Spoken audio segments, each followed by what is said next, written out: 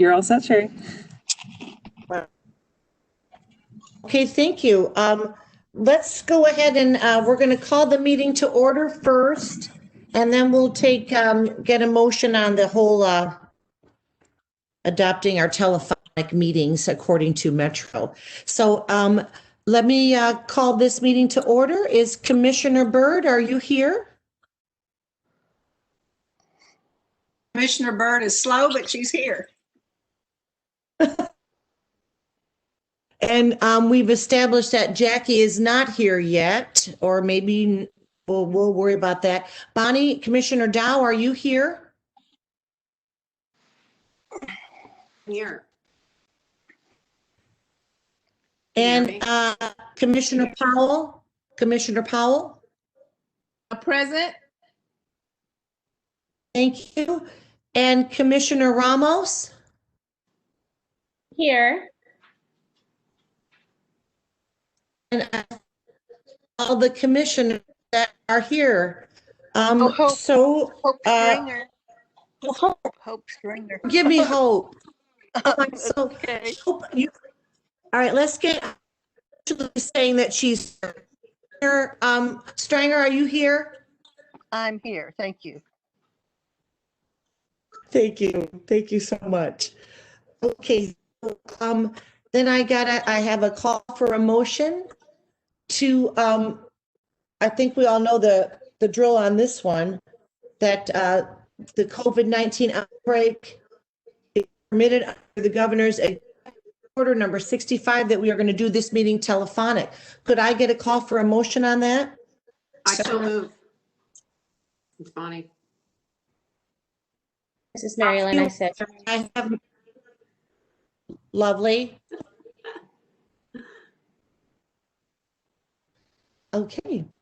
So let me just maybe get the overview of the topics and kind of tell you what we're hoping for today, commissioners. Because we have so much to get to, we're going to try to limit the topics to 10-minute discussions on these. We're all going to try to tighten up as much as we can. And I truly understand that some things merit and warrant a little more discussion, but we're going to try to keep things down to 10 minutes. And if we get beyond that, I'm going to blow a whistle. No, Grace will kind of give us an idea of what our time limits are, and we'll try to stay within those parameters. So I hope everybody's cool with that. So we're going to, I think, what do I have to do? And anything else besides turn it over to Janine for the presentation of the guidelines? I think that's where we're at right now. That is, yep. You are correct. Great.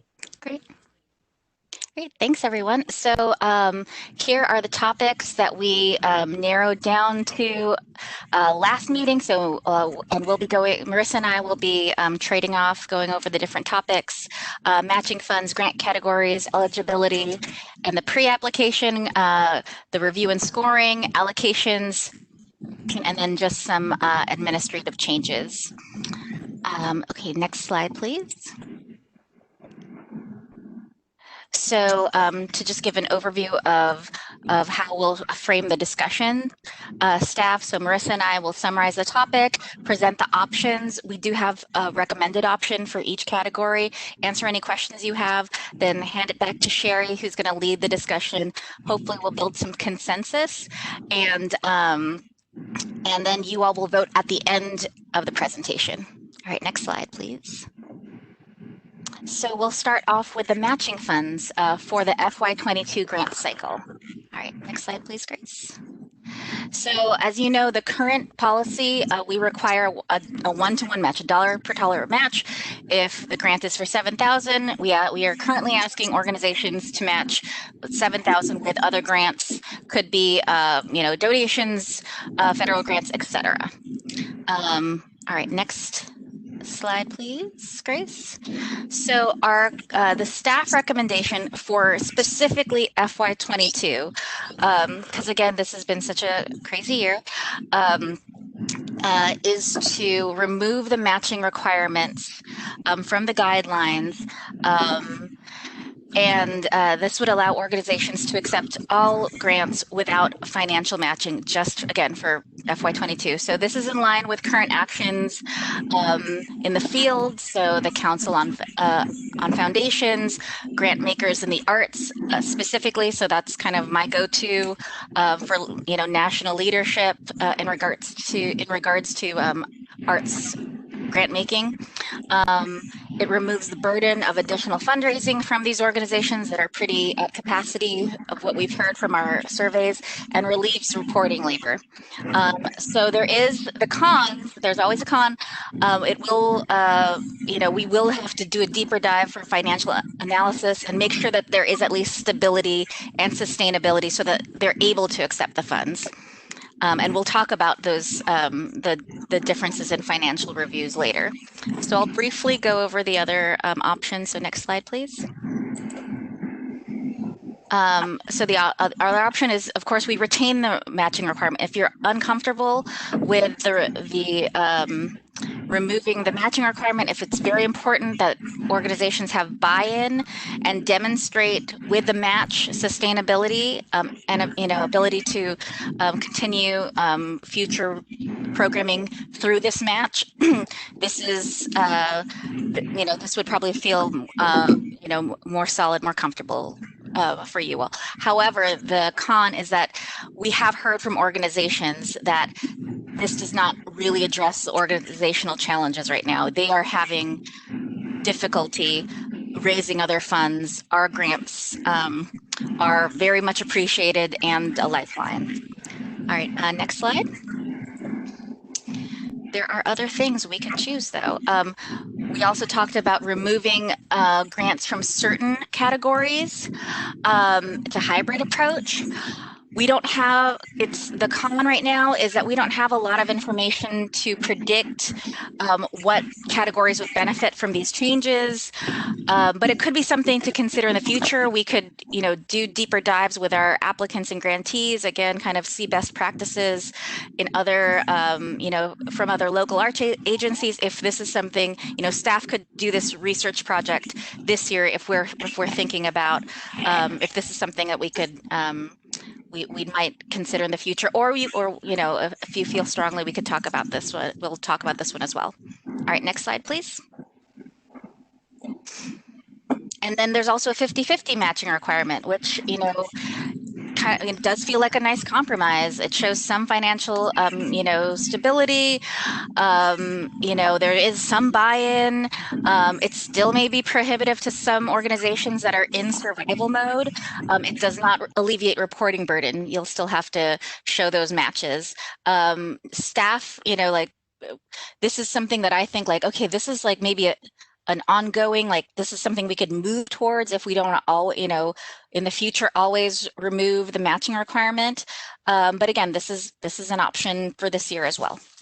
All right, so I believe those are the options, but next slide. Yep, so I will hand it back to Sherry for discussion, and I'm here to answer any questions.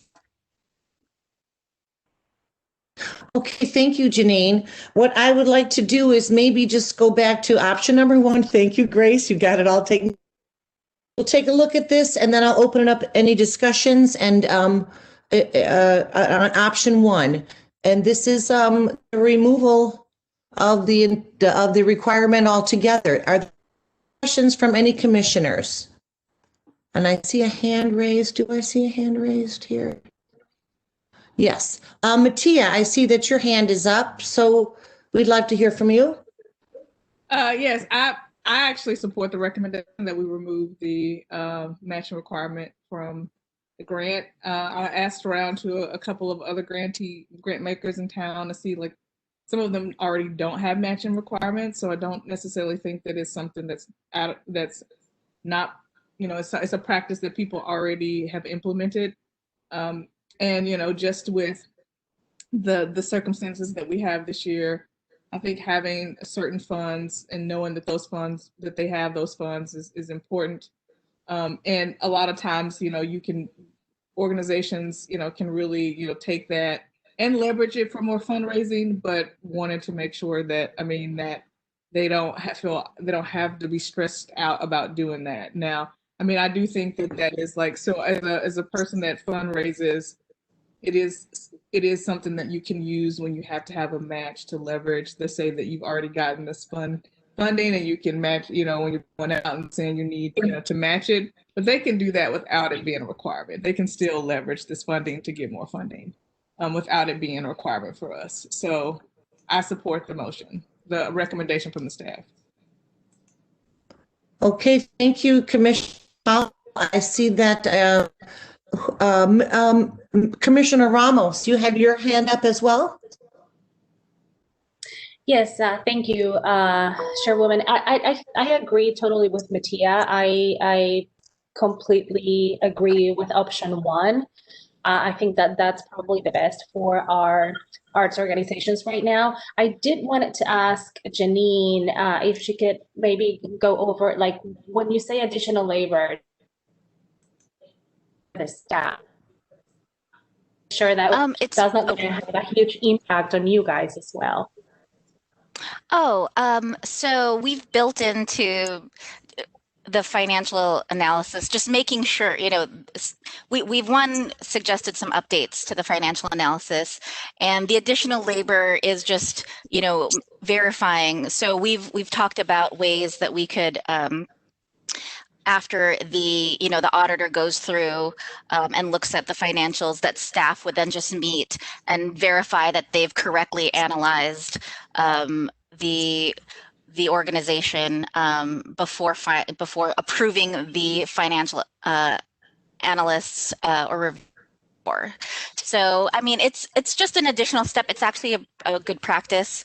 We've actually currently recently observed it with our collaborators from Pathways Lending as just like a nice extra additional step.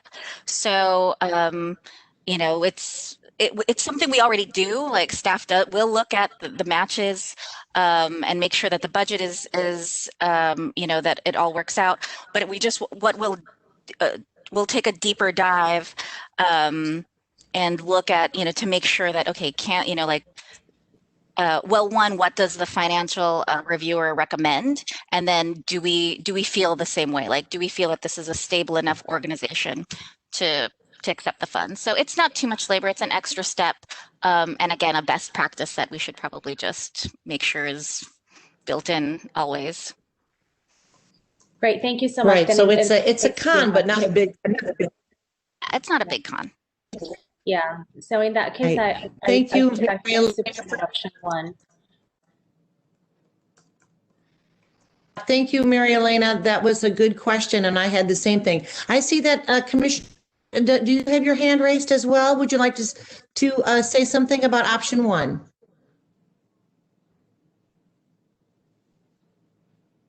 Sorry, I need to unmute first.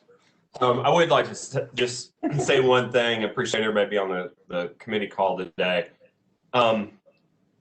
My personal feeling on this is I lean a little more towards one of the hybrid models. While I understand this year and next year are probably going to be outlier economic situations, hopefully, at least.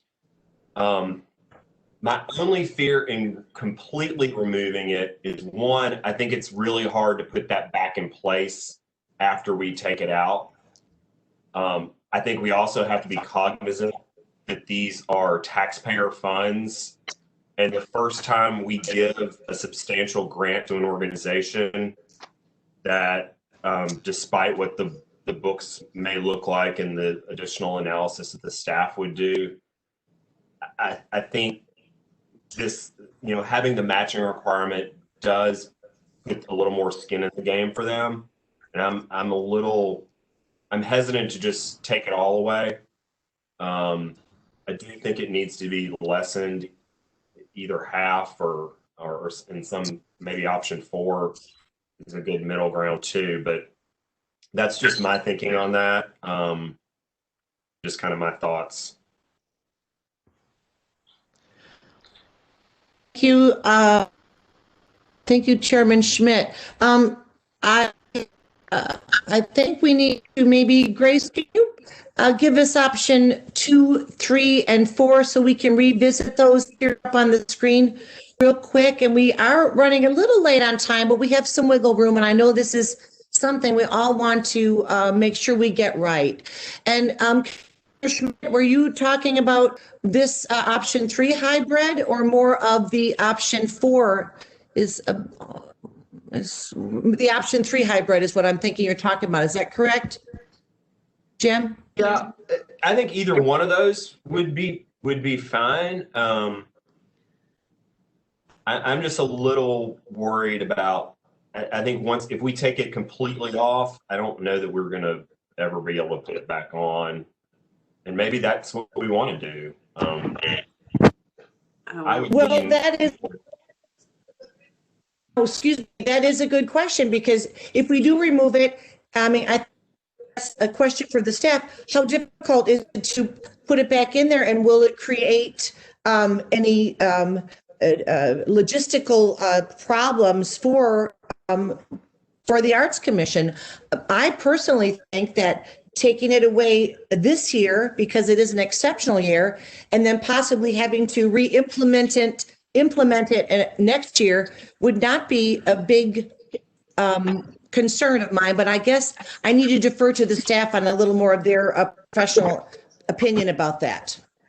Well, luckily our arts organizations are remarkably flexible and have been, very compliant and responsive to the changes we have made over the years. So I think they will comply. I think, of course, if they, I think they'd probably prefer, if it's removed, just to have it removed, like from here on out.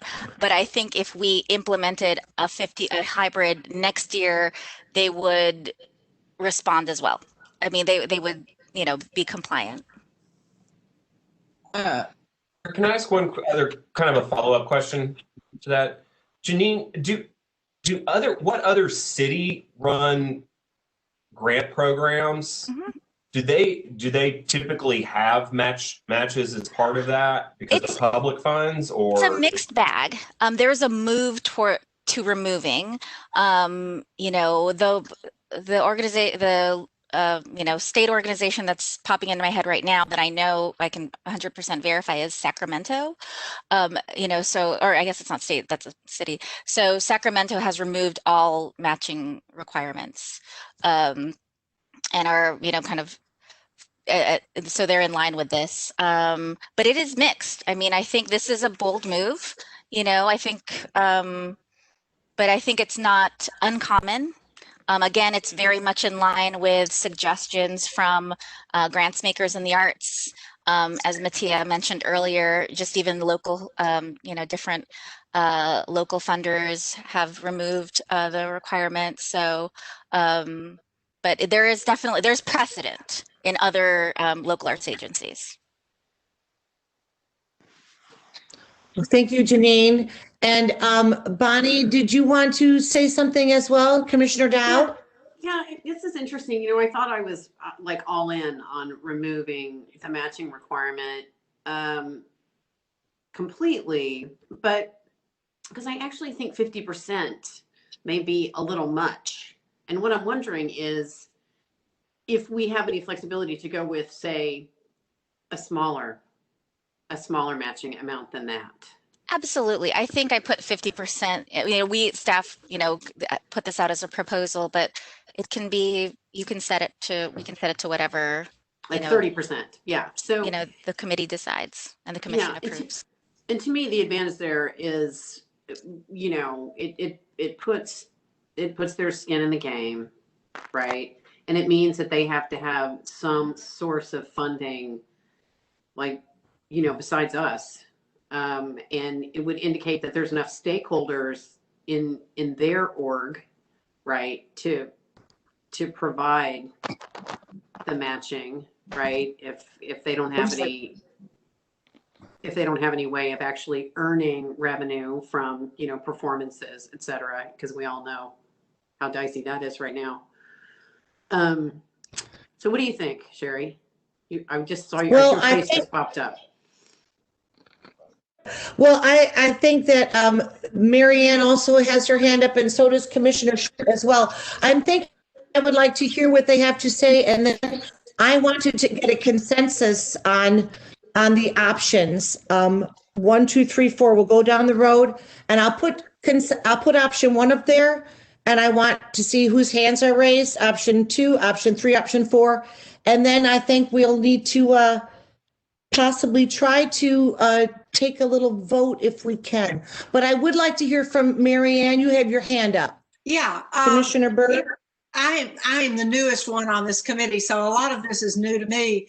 But in looking at that sample sheet that was sent out as, worksheets, I understand that there are like 6 different types of grants given. Arts access, youth art, catalyst, project grants, and so forth.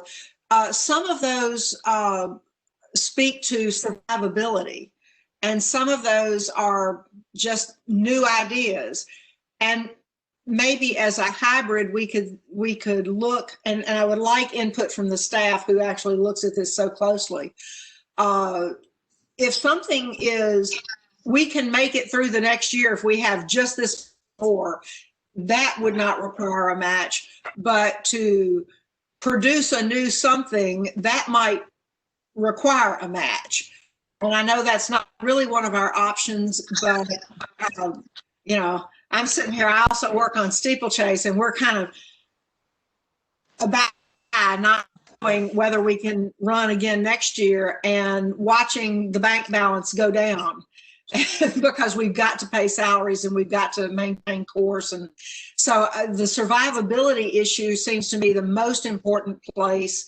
So whether it's operating or catalyst, seems like those would be the most important place to go match free. Thank you, Commissioner Byrd. And Chairman Schmidt, did you want to add one more thing before I try to get a general consensus of where we're all at? Oh, I hand up too.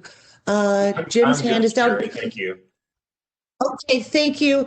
And Commissioner Stringer, did you have something you would like to add? I really wanted to say that I agree with Jim. I think the organization has to be really looked at each time, but I think a hybrid model does work. Okay, thank you for that, Hope. Let's go back to option 1. And Sherry, can I make a comment really quickly? This is Commissioner Powell. Yes. Yeah, so Yes. I've listened to everybody. I think there's been a lot of good conversation, and I definitely think we can find a middle ground. I definitely am for removing the match, but definitely can compromise. I'm definitely can compromise on what we come up with.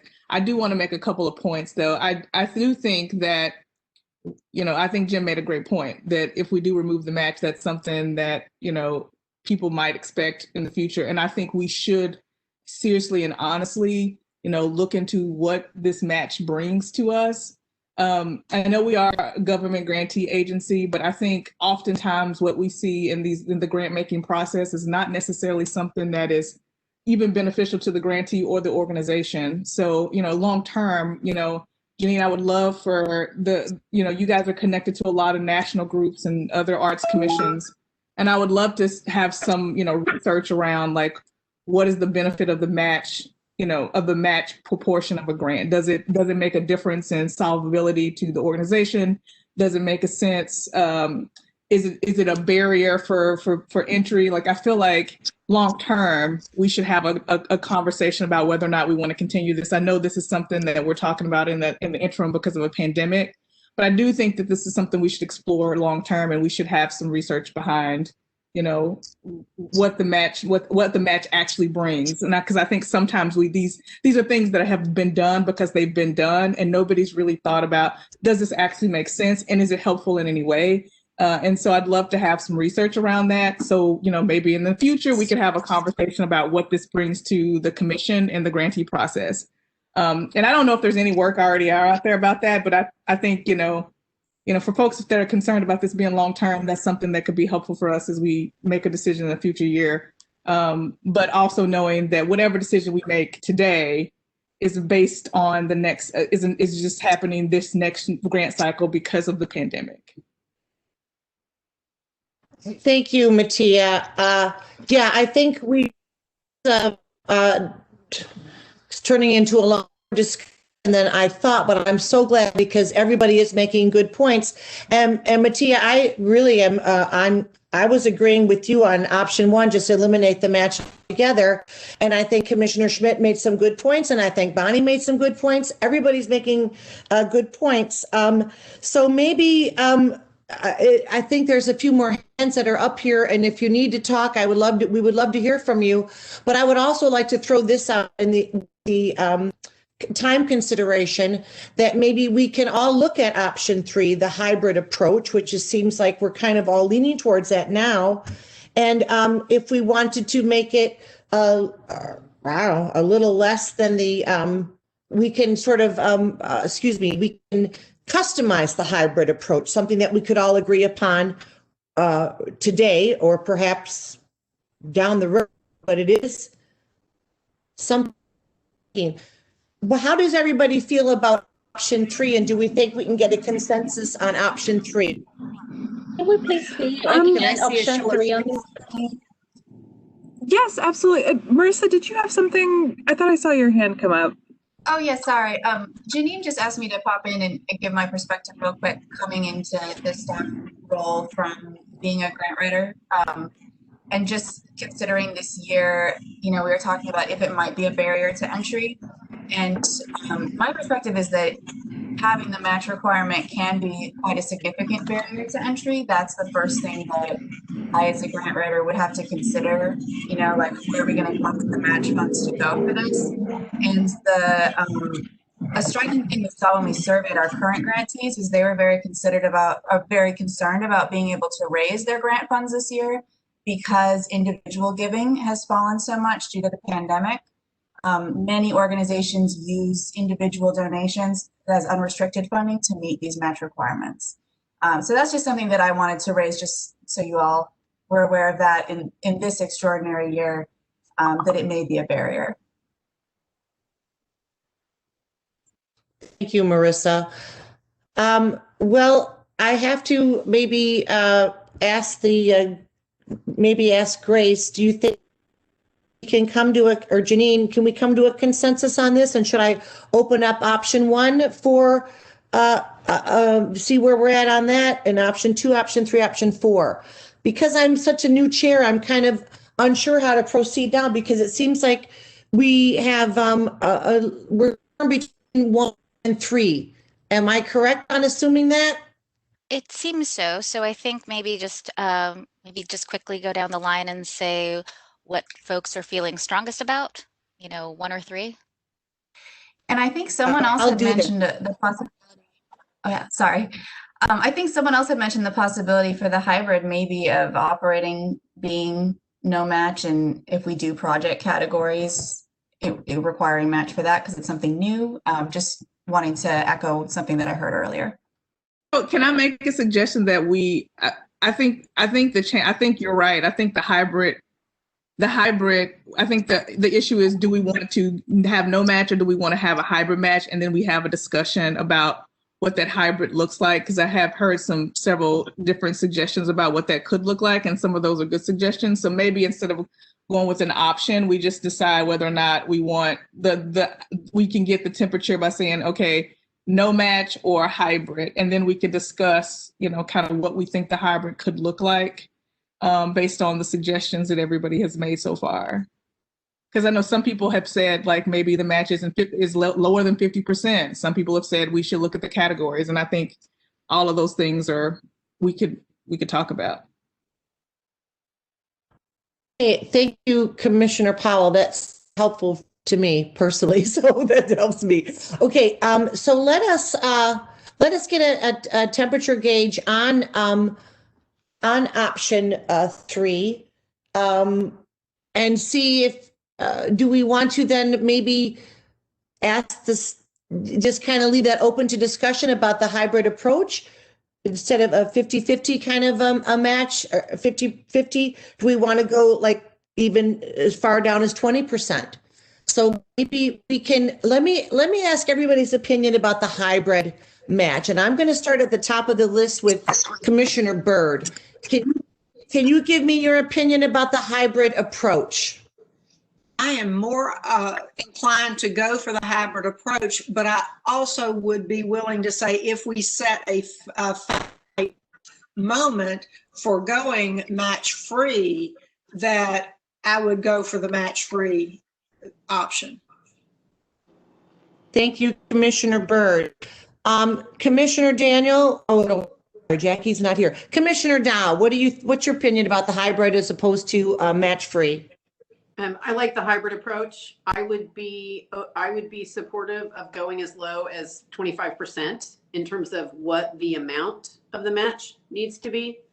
But I am in favor of there being like some kind of match. Thank you so much, Bonnie. Commissioner Powell, add anything more? I think we sort of know where you're falling, but I'd like to hear from you one last time. Yes, I'm definitely for the no match, but if we did just go with the hybrid approach, I definitely would, agree that it should be the lowest possible percentage, and maybe even a combination of looking at the categories as well. I thought that Commissioner Byrd made a really good point with saying that if we decide, and I know we have a conversation about if we actually even want to do some of these additional grants, so that might even may not even be a point in the future, but if we do some of those grants, think about like if it's a creation grant or something that's new, then that definitely would need a match because it's not part of their operating expenses. So I think I'm open to, but I think the least amount of entry is my choice with the hybrid approach. Thank you, Mattia. I have to say that I agree with you. I'm all for for no match, but if we do go with the hybrid, the lowest common denominator would be my opinion. So what do you think about Commissioner Ramos? What do you think, Mary Elena? I still would prefer the no match option over the hybrid, but I am also okay doing the hybrid if we feel as a group that it works. 50%, I think it's a little bit too high, personally. So I would, like Mattia said, try to go as low as possible if we decide to go with option 3.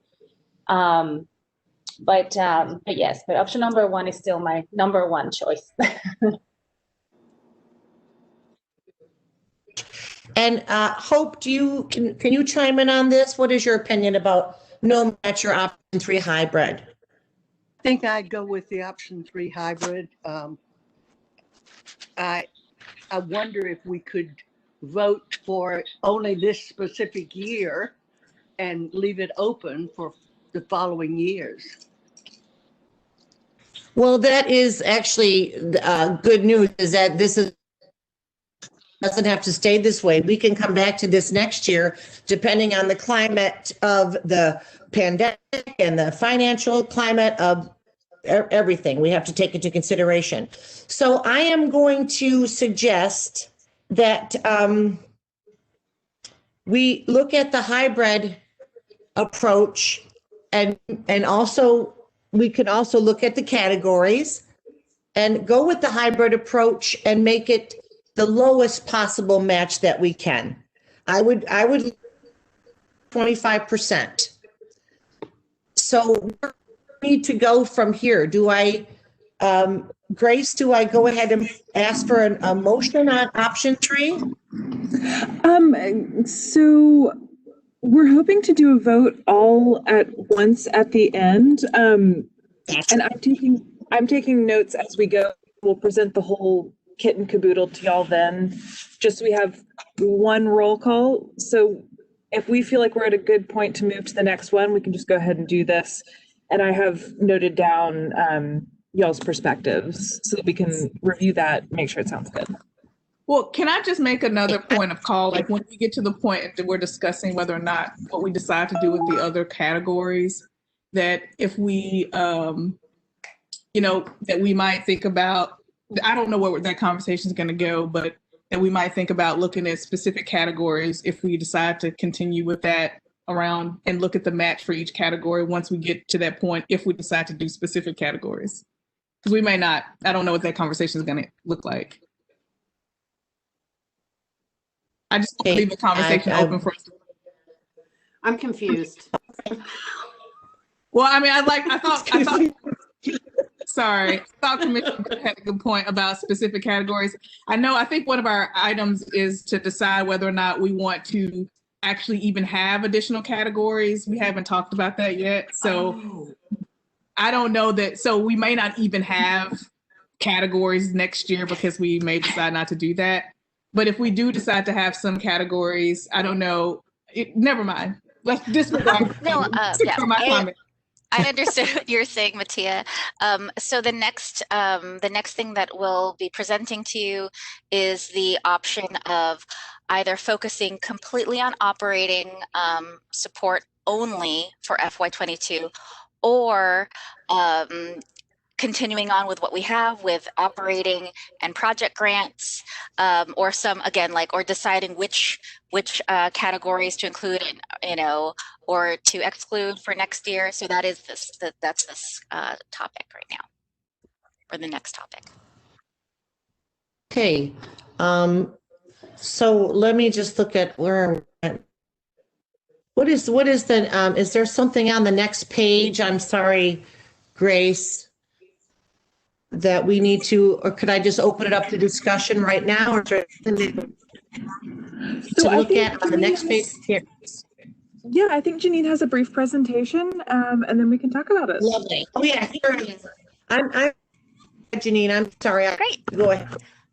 No problem. So currently we have operating grants, as you all know, and those support, the general operations of all of our arts organizations. So that, those cover salaries, utilities, basically anything related to the operations of the organization. Next slide.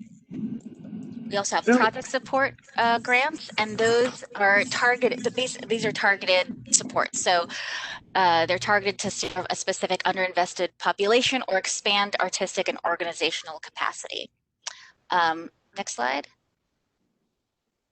I will kind of cruise through these because I feel like you all know them, but Arts Access is focused on underinvested populations. Next. Youth is programs after school hours with youth. Next slide. Catalyst is our capacity building grant, or kind of these foundational shift, supporting grants that you can read. There's various ways that an organization could use these if they were granted this project grant. Next is our creation grant, next slide, which supports original work.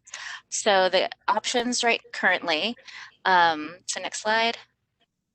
So staff in line with, again, different organizations that we follow, and also local ones as well, including Healing Trust, I believe Maddox, and others. Marissa might know more, having just come from the other side, have chosen to, in this year, support just to focus solely on operating support, just keeping their grantees afloat for this year. We have heard this through our surveys, that this is it's very difficult to just get operating a few months out, and that they need this support just again to be in existence next year. So the con is, of course, it removes, so because we offer youth and access grants to our non-arts organizations who use arts as a vehicle, but specifically target, either youth or persons with different abilities, or a specific ethnic community within Nashville, we feel that we still have Thrive as an option for those non-arts organizations. And so, that's going to be an option for those organizations that really do fit that specific need that we're seeing, that access and youth grant support. So that's the staff recommendation, but we have other options.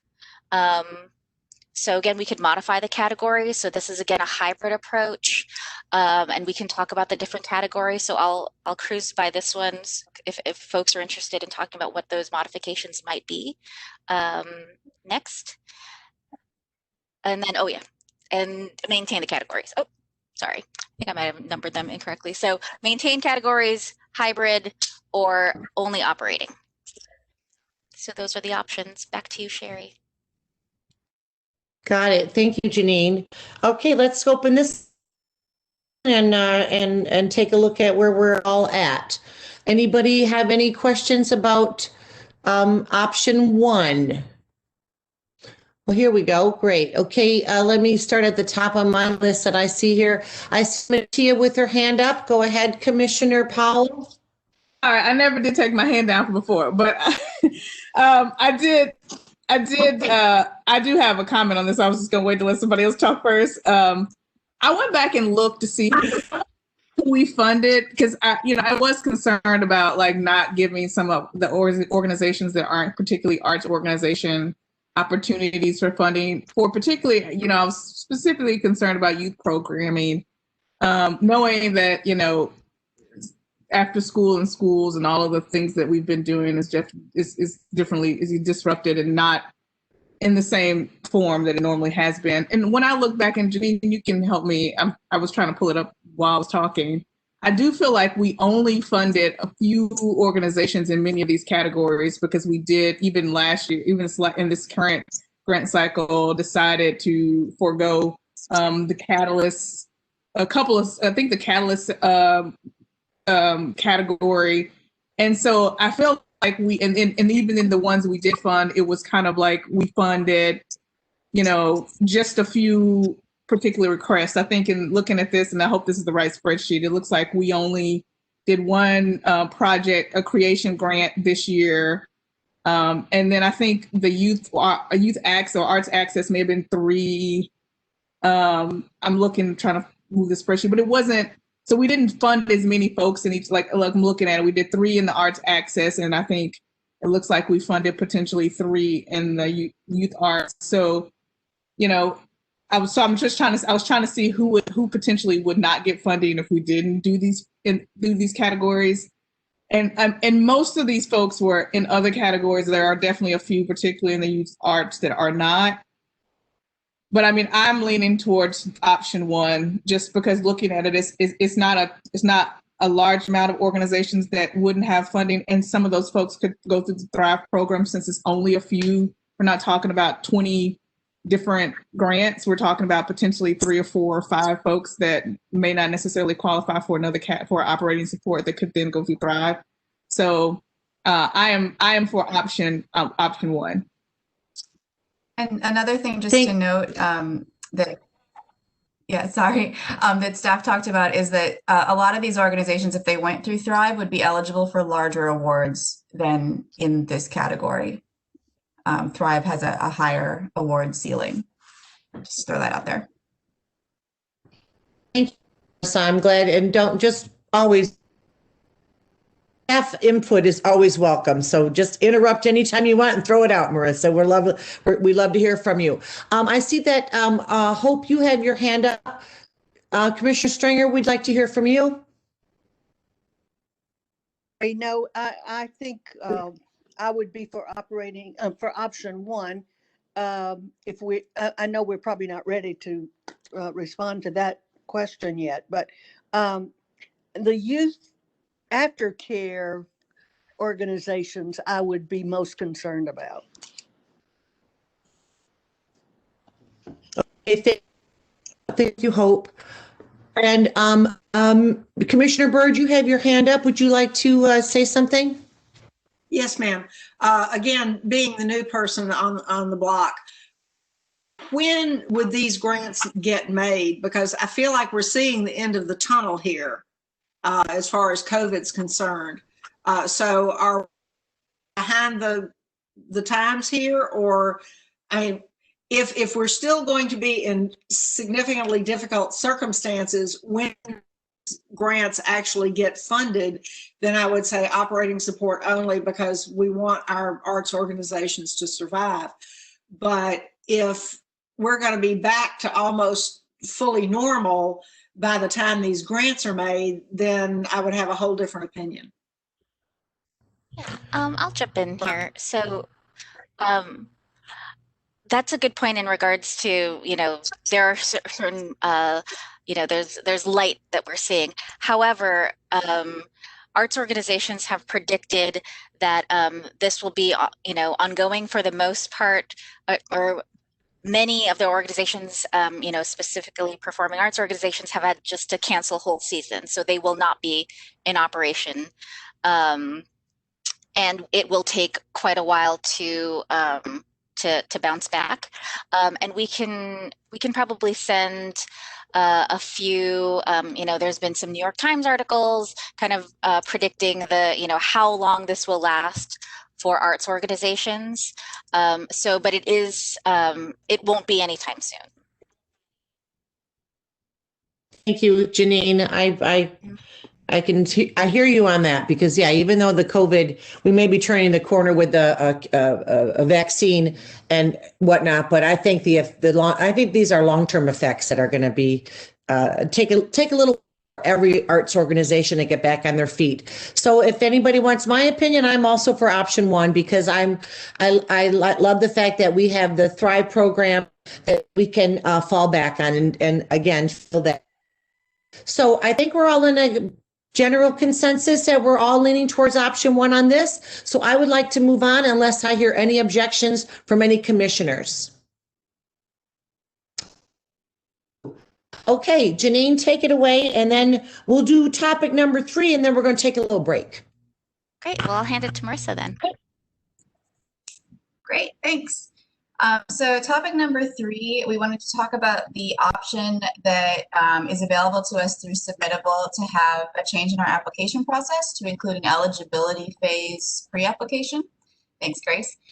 So new this year in the switch to Submittable, they have an additional forms function that would allow us to create an initial letter of intent eligibility screen before they would fill out the full application.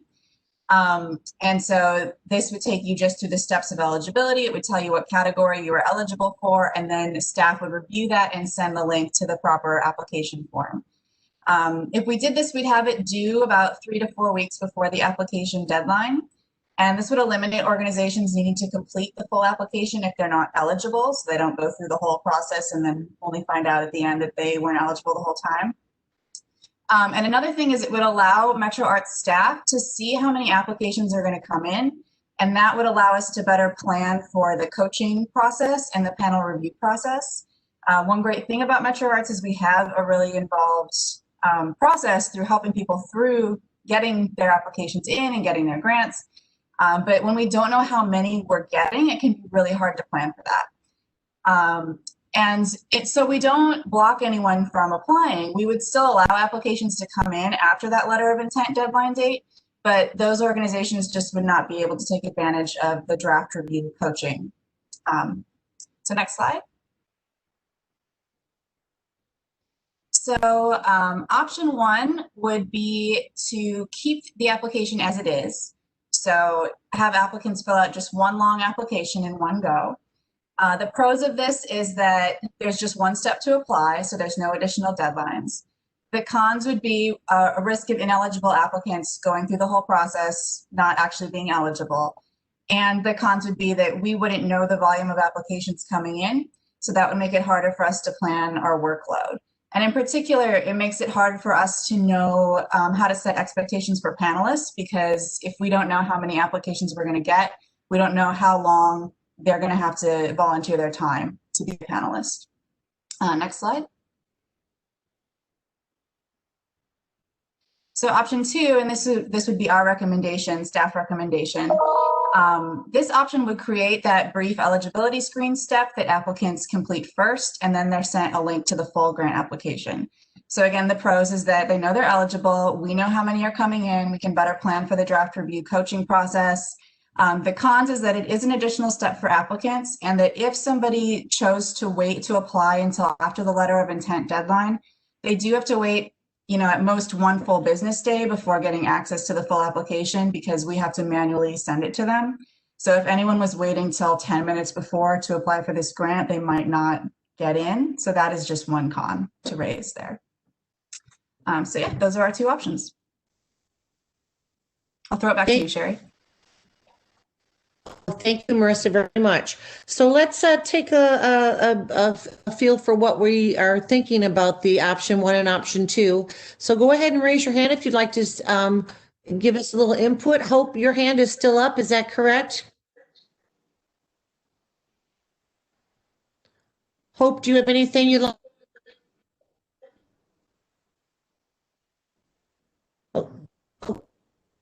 And move on to Mary Ann. Commissioner Byrd, would you like to add a few points of discussion for this? I don't need to add anything. I just feel like if the staff feels like this is a move, they're the ones who process it, and I would vote for it.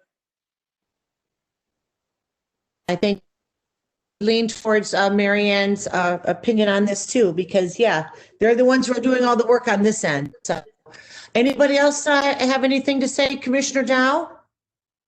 I think this is a fabulous idea. This is actually the way that that this process works with some foundations. And I've always thought that it's really smart.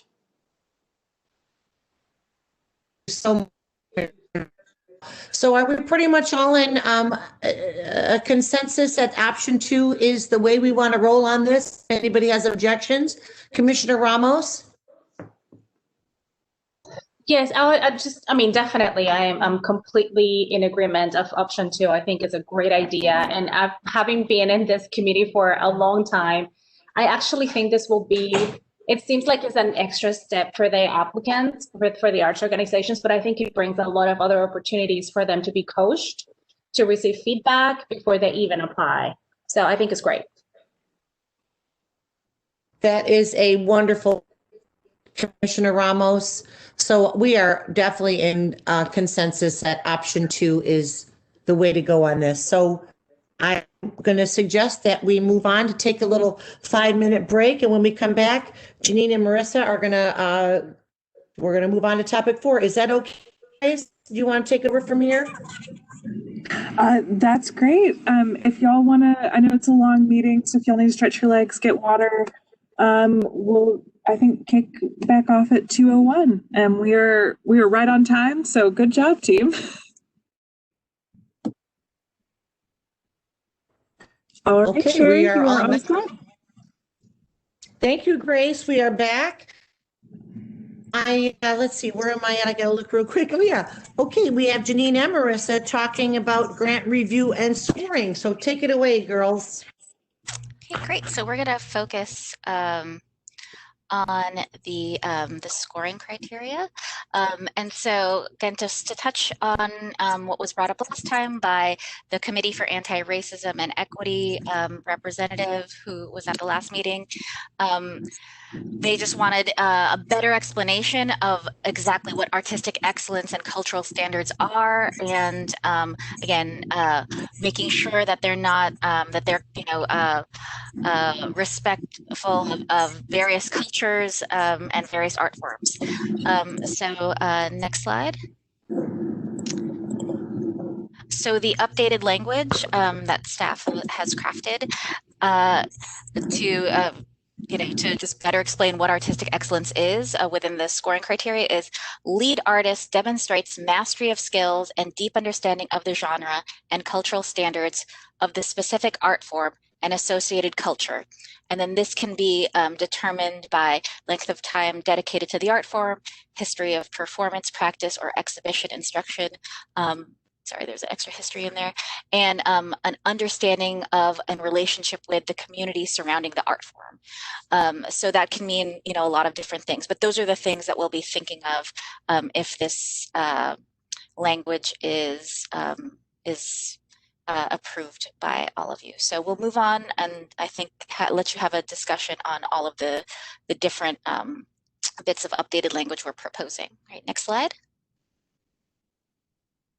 The next major thing that they want to talk about was clarification around senior leadership. Who is senior leadership, right?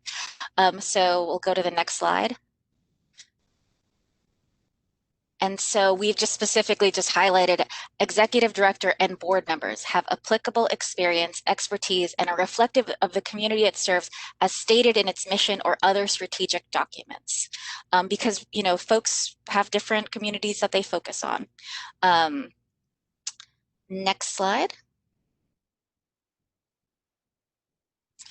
In regards to the community, again, so this is where we're talking about, you know, they brought up things about, you know, whether, again, like, is regarding the organization, demographics, like who, you know, like, are you viewing, you know, like all of Nashville Davidson County, like what's the community, or and what CARE has highlighted, suggested is that, you know, we either need to make things, one, we have to make things consistent. Say like everyone needs to be, you know, representative of Davidson County, or if you are a BIPOC organization, then, you know, you can have, you know, we need to have buy-in, staff and commission, that, you know, we have, that we are prioritizing equity and, you know, allowing for BIPOC organizations to focus specifically on their community and not necessarily all of Davidson County. So I think we kind of, we've tailored it in the previous language, and then again, continue to address it in the next suggestion, which is including an equity criteria. So next slide, please. So this is the proposed cultural equity criteria, again, based on the cultural equity statement put out by the board several years ago. Also, we've piloted it now in Thrive, and it seems to, you know, applicants seem to understand it and are responsive to it. Our reviewers understood what to look for because there are specifics included. They seem to view this as, you know, quite clear of who it's relating to, that programs exhibit commitment to people who have been underrepresented, and then they are, you know, those groups are listed. Programs, design and components move past simple representation, and then, you know, this is demonstrated by involvement in planning, performance, or facilitation.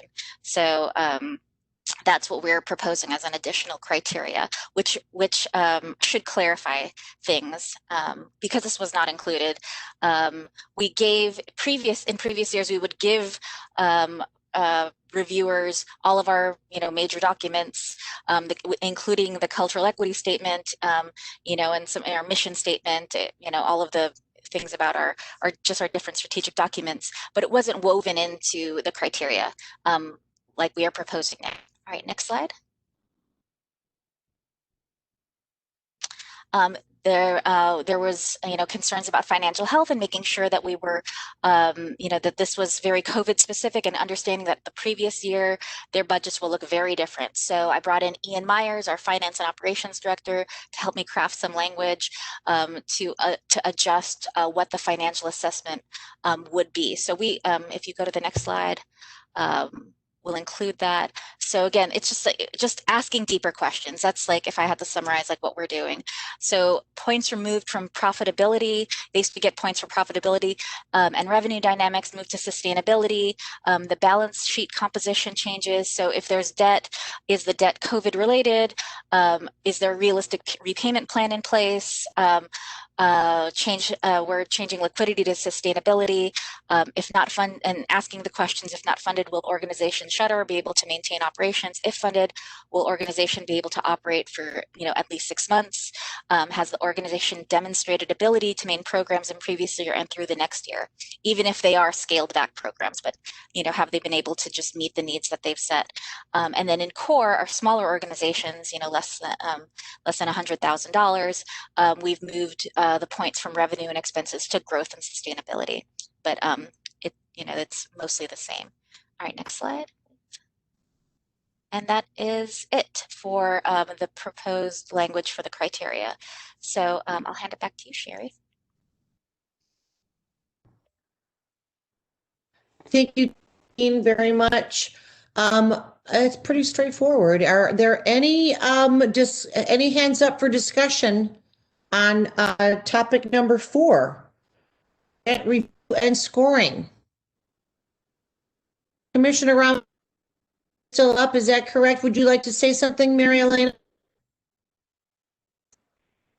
No, I'm so sorry. That was from before. No problem whatsoever. If there's no more discussion, I think we can move on, which is lovely. And if you need to raise your hand, I don't mean to discourage that either. So I'll just give you a moment or two, and then I will hand it back over to Janine for topic number 5. Great. So we'll jump into discussing allocations,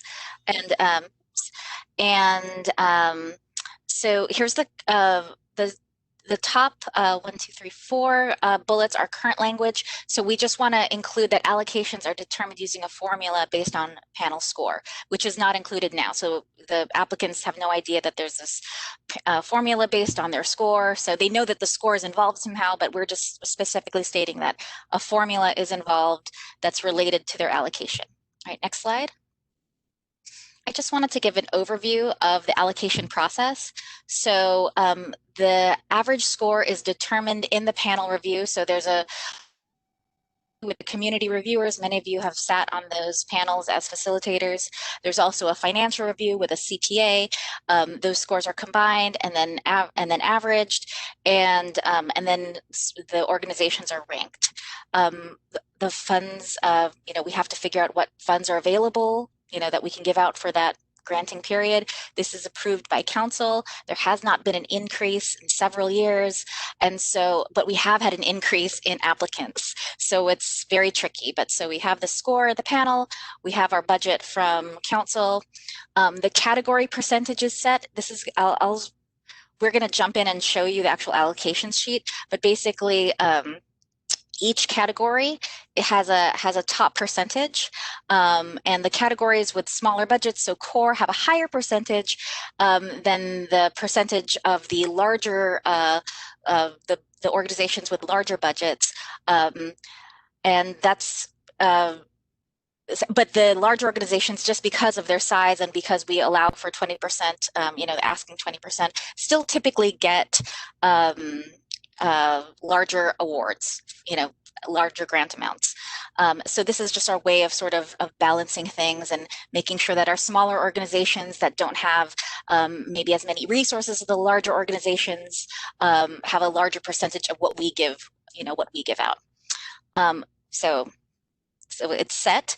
Then the award formula and calculation. So we have these panel scores, and basically we'll show you this. The difference of the scores in each category creates this formula that we then just apply throughout the category all the way down. And then the recommend, and that formula is, multiplied against their the request, and then that's the calculation. Then we have the recommended amount, which is just a rounded up number. And again, if we have to, if we're a few dollars off of our budget, we obviously have to take one of the grant amounts down a little bit, and just a little rounding and shuffling around of some dollars. Next slide. And so here is my explanation of our allocations formula example. So again, the top scoring organization sets the curve for the award amount of that category. And that's based on funds. And as I said, categories with organizations with smaller budgets are given a higher percentage than categories with larger budgets. This supports equity and growth in our arts ecosystem. Larger organizations still receive larger awards because of their budget size and what we allow for request, and have additional resources than our smaller organizations. So, and projects are also given a higher percentage of their requests for project viability. The award formula, so here is the actual, so there's the award formula, so that top organization sets the top score, then the award formula of the next highest organization minus your panel score, and divide by 100 equals that formula, and then your formula is multiplied against your organization funding request. That's the award calculation. So for example, you might have a 50% formula, there's 100% request. Your grant award calculation is $50,000. If this is like $52,000 and 83 cents, we'll round it. That's basically what the recommended award is. And we'll jump to the next slide. And these are our just an overview of the operating categories. So basically, if we had to, do it into its basic and core, but within basic, we, because there's a big difference between a $5 million organization and a $100,000 organization, we do try to match like to like, so that an organization with $100,000 isn't, again, competing with a $5 million organization. And we can also, we are able to set the category, the top formula, a little higher in basic 3, and we set it a little lower in basic 2 and basic 1. And same thing, core is set a little higher, but their requests are pretty small and their budgets are pretty small. All right, next. So real quick, I don't want to be you might, this might be completely clear, but we've never done this, is our just sample allocations sheet. So again, we can, this is kind of funny with Grace doing it. Grace, do you want to just sort of play around with a couple of the numbers? So kind of show so if you can see, there's the formula here. So we set for basic 1, we set that formula at around 50, it's set at 53 right there. And so, and then it just goes down from there. And if you want to see, so if you see on the top of the Excel sheet, what that it basically is, go down, Grace, So it's the score above, keep going. I know. And basically divided by 100, just pulled all the way down. And that is reflective. So the score difference, so the formula is based on the score difference. So that the top formula is set by we just set that. And that's based on just us realizing we can't give everyone 100% of their requests. So we just have to make these choices. And then, so we set that top formula, and then we use the score difference to, to calculate the formula for the rest of the categories. As you can see, basic 1, our largest organizations have a smaller percentage, but larger awards than if you go down to basic 3. And there it is.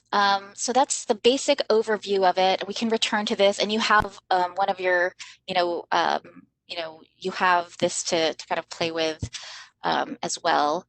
And and that's it. All right, next. I think that's it. So that is allocations. So what we're going to do, basically, what we're saying is we're going to, one, I wanted everyone to understand the allocations process just on the Grants and Funding Committee. But 2, we are going to specifically spell out that we will be using, the score to create a formula that is going to be, that is what informs your grant recommendation. It isn't, staff making choice, choices not based on, maybe based on our own, biases or whatever. These are based completely on the panel. So again, we trust our panelists, and are even more committed to providing excellent training for them. And we're jumping on our development of those tools as soon as the guidelines are complete. Well, we've already started discussions on what those could be and things we want to highlight. So that's basically it, though. So any questions or anything about the allocations?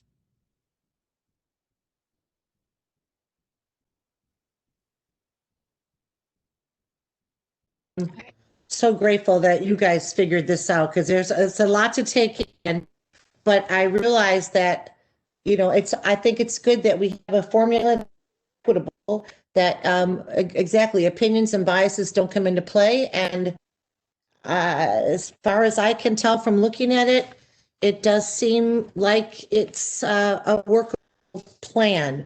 Are there any questions or discussions about the allocations formula? Awesome. Okay, then we're gonna move on if that's all right with everyone. And it looks to be that it is. I don't see any hands raised. Okay, good.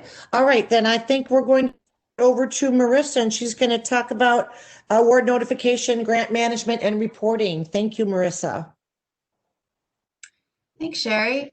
Yeah, so we just had some language recommendations that we wanted, some changes we wanted to make to this section of the guidelines. So Grace, if you could go to the next slide.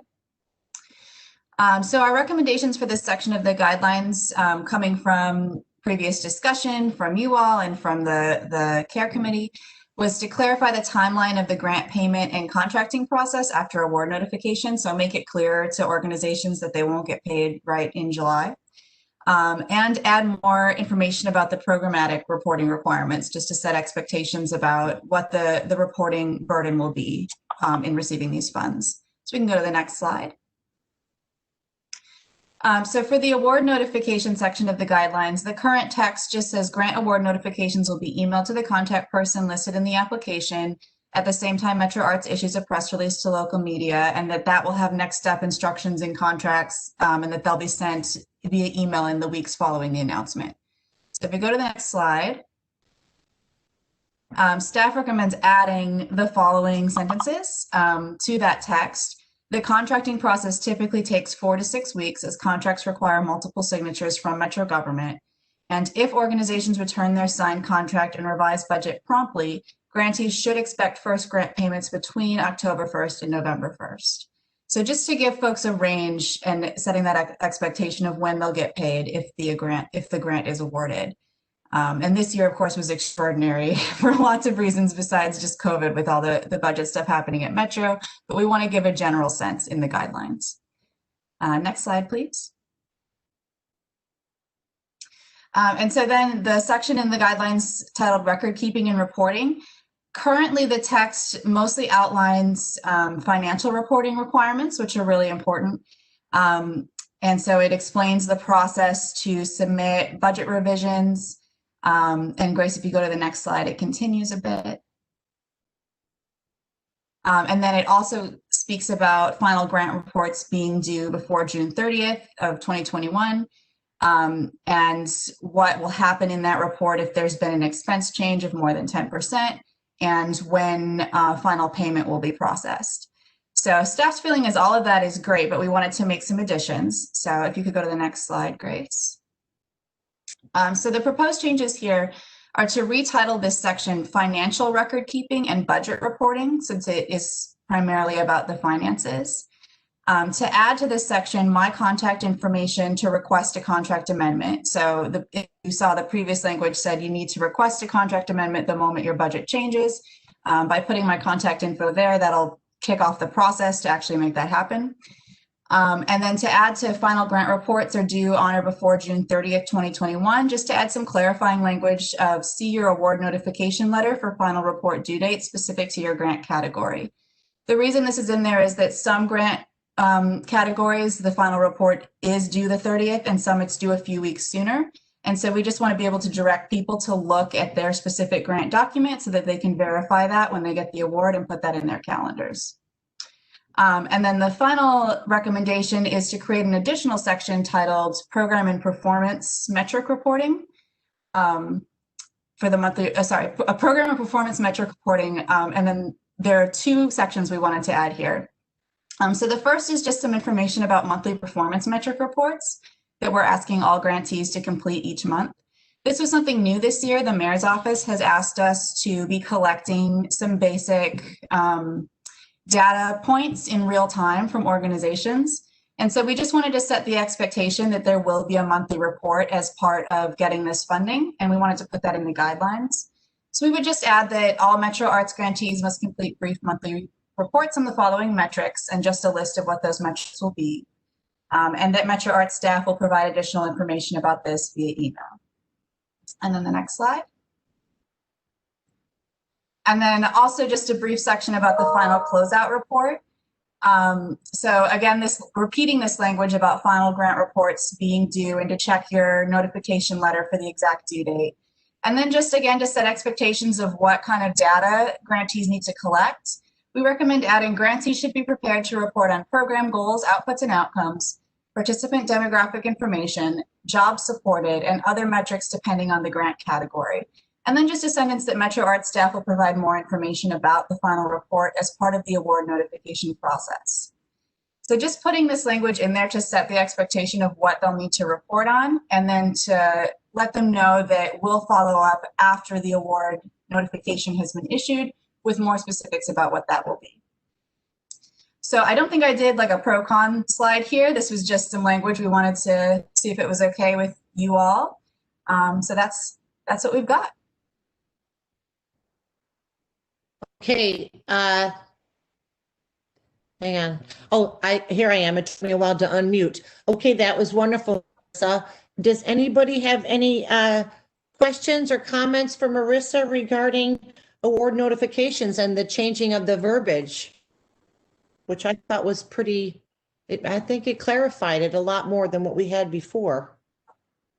I think we're all good. Oh, there's Mattia. Yes, Miss Commissioner Paul, we'd love to hear from you.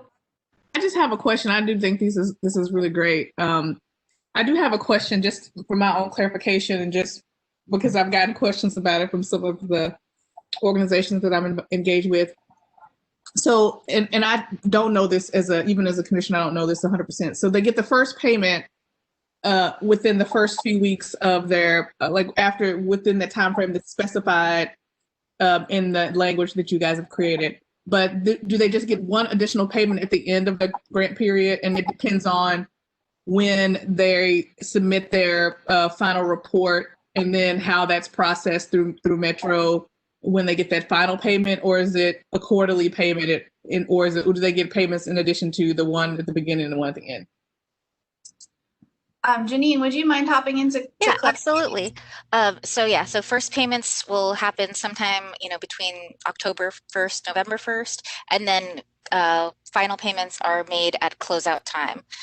So some organizations, a few, will submit, quite early, like right in January, if everything's closed out. Like some project grants will close out early. Operating grants, obviously they want, they're showing kind of expenses from a longer period, and will typically close right in June. Okay, I thought the information makes sense there. I know that sometimes, depending on when it's closed out, they may get payments. I just had this come up. That's why I've asked, and they weren't clear. Like sometimes if the payments are delayed or later, it's after their fiscal year has ended, and they're not sure where the payments come from. Is it for the current year, if they were approved or not? So I think I think it's in here, but I do think just making sure that they know that and I don't know if there's a time frame that we can add to that, so folks will know that it's actually, if they get a payment, it's even if they get a payment, a lot of times I think the challenge is a lot of folks' fiscal year ends in the 30th, and so they probably counted that money in their previous fiscal year's budget. And so, but it comes in after their year has closed. So I just think I don't know if there's some language you can put in there, but just like, so folks aren't confused where the money's coming from, and they don't apply it to the wrong, year. Yeah, we could absolutely add very similar language. That language that said payment for after the award notification will happen within this time frame. We could put that same exact phrasing with the time frame for the final payment as well, just so that's extra clear. And I guess it just depends on when they return the report, right? It's not a period. It's like a period of time based on the time that you turn in your final report. Yeah, so like a set number of weeks, perhaps, that we could just clarify that. Yeah. Commissioner Powell, that's a good point. Thank you, Marissa, for putting in that extra language. I think if there's no other hands raised or discussions on this, I think we are ready to move on to topic number 7, which is administrative changes. And looks like, Marissa, you're on board again here to take us away. So go ahead. Thank you. Last thing to go over is just the summary of some basic administrative changes. So this is just kind of like little language tweaks that come up throughout the document. And rather than like listing them all out for you, we just wanted to give a broad overview.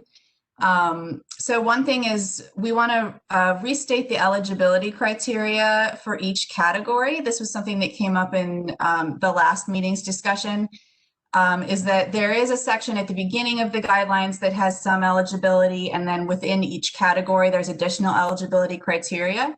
So we would just restate that broad eligibility criteria for each category again before breaking it down further. So that way, if someone flips to a particular category in the guidelines, they'll get all the eligibility criteria for that category. They won't have to flip back to the beginning of the document and put them together.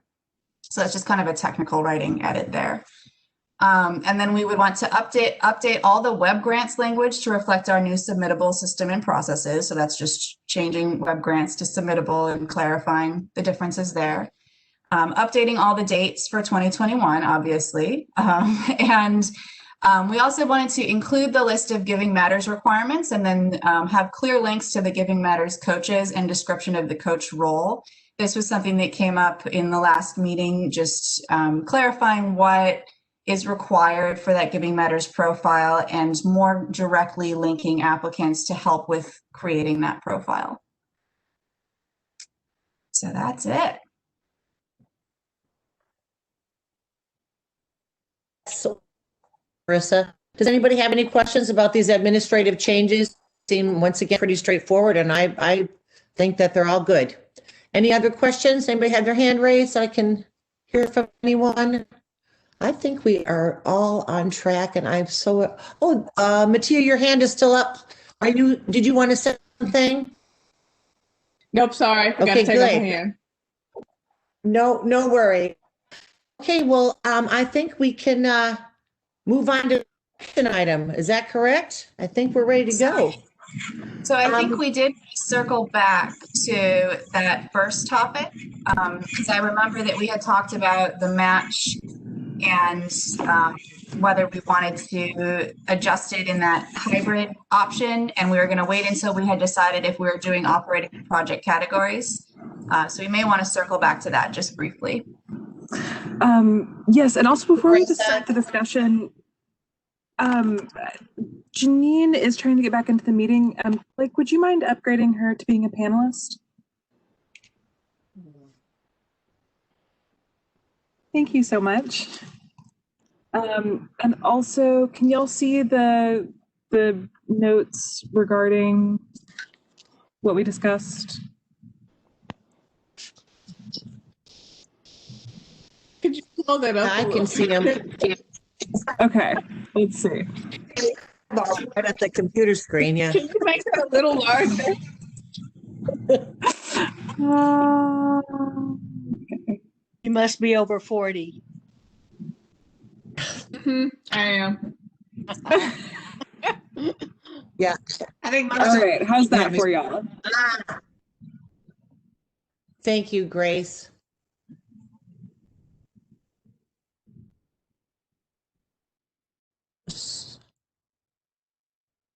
Okay, well, I'll take a few moments to look over this, and then we can double back on the matching funds.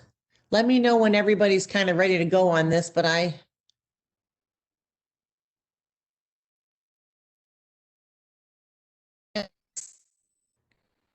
if you could scroll up for, is that the end of it? Oh, I think we, yeah, thank you, Grace.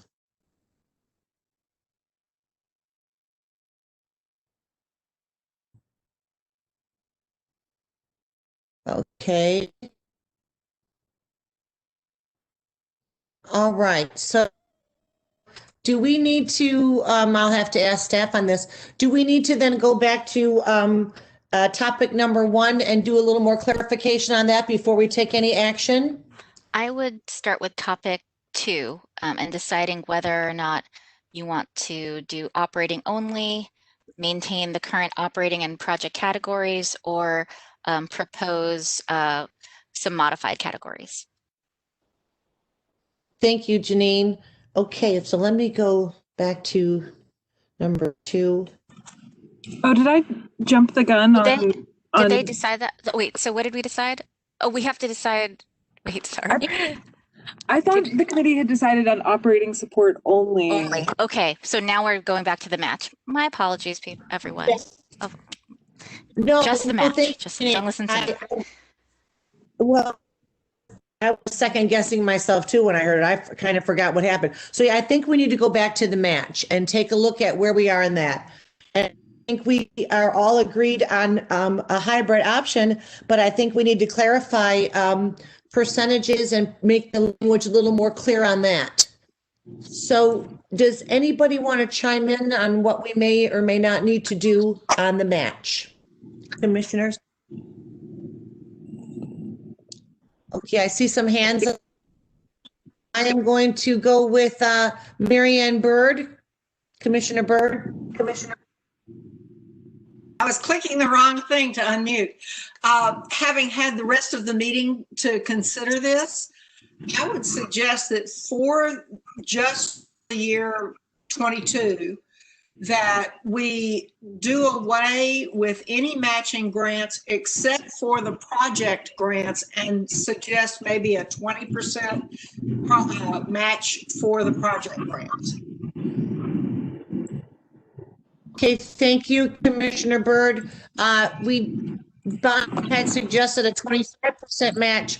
Commissioner Byrd, would you be happy with a 25% match? 20% suggestion? Sure. Okay, thank you.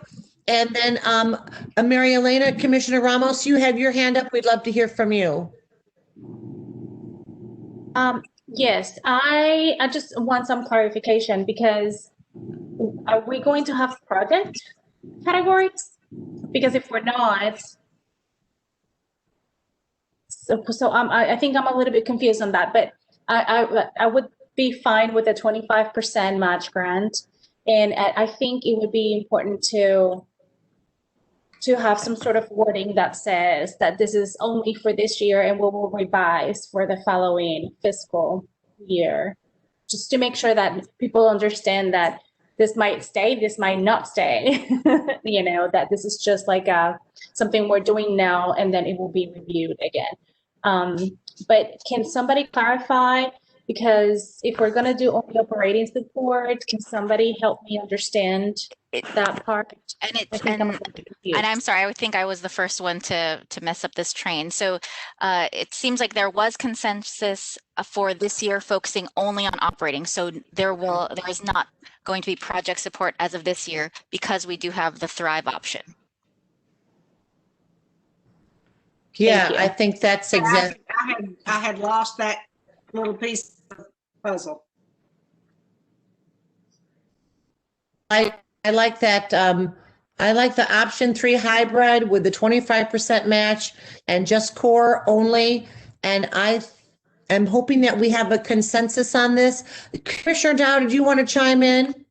I just wanted to say that I agree with Mary Elena that we want to make it clear that this is a, you know, sort of contingent FY22 decision that we've made that's responsive to a set of circumstances and doesn't necessarily reflect what we plan to do, you know, for the next decade or something.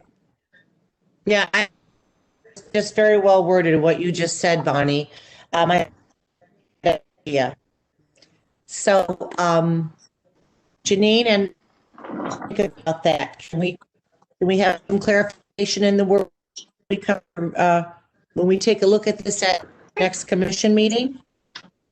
Yeah, I think so. I just wanted to clarify. So are we thinking that it's the 25 match only for core, so only for the smaller organizations, or is this for across the board, basic and core? The smaller organizations may have an even more challenging time. I mean, it's a smaller match, but it's also, they're smaller organizations, so it might be more challenging for them to match. But again, if it's to make sure that they do have enough to sustain themselves, I just want to make sure that I understand the rationale of the commission and of the committee. So this is Bonnie. Go ahead. Oh, I do think that we were assuming that it applied across categories. Did anybody assume it did not apply across categories? Oh, okay, great. So across the categories. Okay, I just wanted to. That's what I assumed, Bonnie. Also, again, I don't want to throw a wrench into everything that we're trying to get a consensus on. But we certainly are open to more discussion about this, but I thought it was across the board. Anybody Thank else you. want to chime?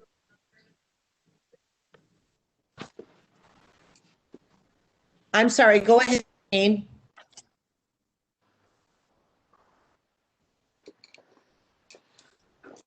For that clarification, and this seems like a solid hybrid. Okay, wonderful. Should we, we need to go to number 2. Did we talk about number 2? We had a pretty good consensus on number 2, didn't we? Everyone? According to my notes, topic 1 was the only thing that needed a little bit more clarification, but I'm happy to scroll through if y'all want to just review before we have a motion for the whole thing. You to scroll through one more time. We'll get a look at these very closely, commissioners, and then we'll take some action on this.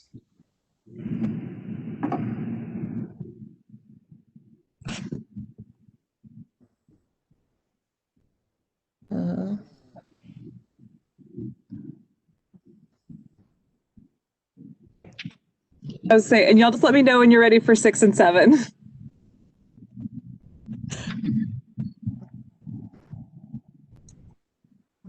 Ready Well, for 6 and everybody- 7? It's you're gonna have to unshare and then reshare again, Grace. We're not seeing the slides. Janine Wait. and Commissioner Busey, can I ask one quick question Of course.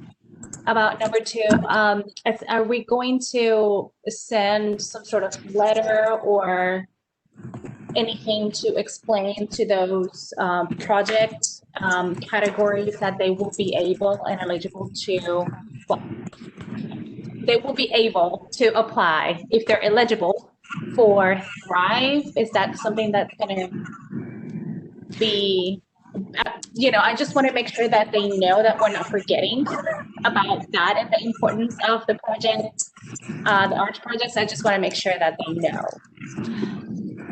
Yes, so we'll definitely, to maintain relationships, we know these folks, so we'll definitely reach out to our project grants and make sure that they and definitely emphasize the Thrive opportunity. Janine, that's good. That's important because if they do not are not eligible for these, then they always can rely on Thrive, and we need to let them know that. And Mary Elena, that's a very good point. Anybody have any topics for discussion here? Are we? I don't mean to rush, but are we ready to move on?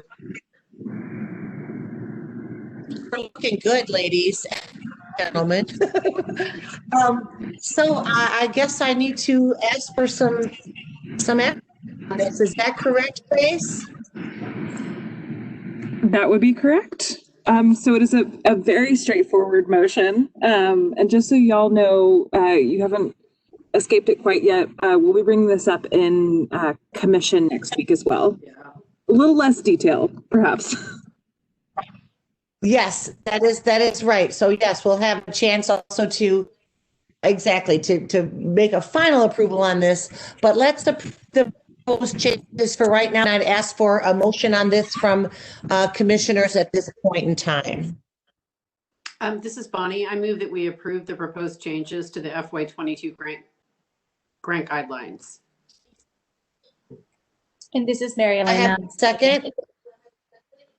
This is Mary Elena. Thank you, I second. Commissioner Ramos. Thank you, Commissioner Ramos. I think we are ready to move on. Lovely. And thank you all so Look at much my for notes here putting real- all of your all this time and thought into these these guidelines. Yeah, it's just so great to know how engaged all of you are. Thank you so much. Yes, thank you. I would like to, yeah, I would like to iterate staff as well too for making the meeting run so smoothly and with these changes that for the most part were just exceptionally good. I'm very proud of everyone. So I'm going to take a roll call vote and see if we can't wrap this baby up. So Commissioner Bird, do you approve of the motion to changes to the FY22 grant guidelines and to confirm the next steps? Commissioner Bird? Yes.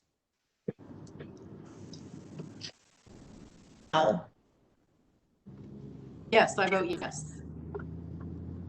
Thank you. Yes. And Ramos, Yes. Commissioner Stringer, Yes. Commissioner Busey, and I also vote yes. Thank you so much, all of the commissioners, all of the staff. I would like to adjourn this meeting if anyone else has anything else to say. Next week, won't we? Absolutely. Everyone Good- for being a part of this.